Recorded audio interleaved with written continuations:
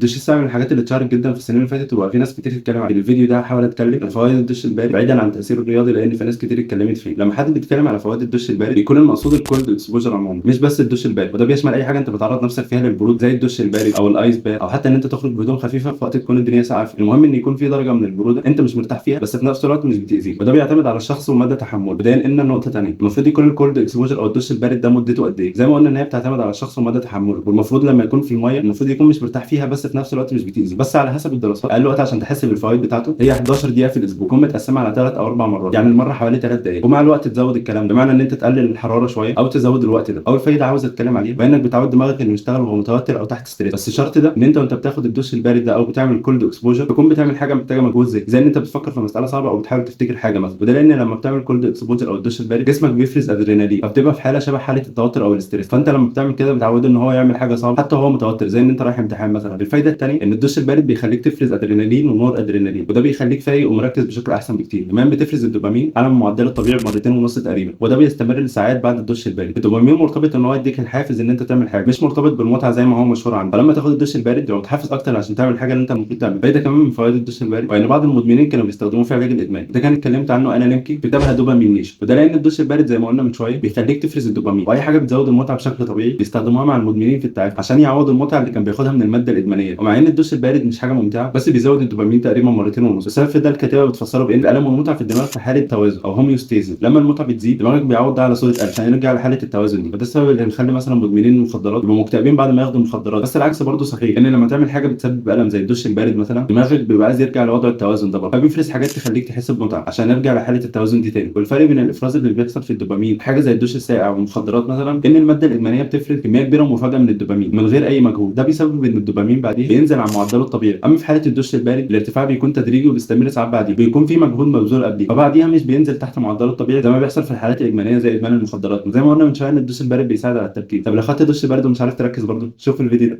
السلام عليكم.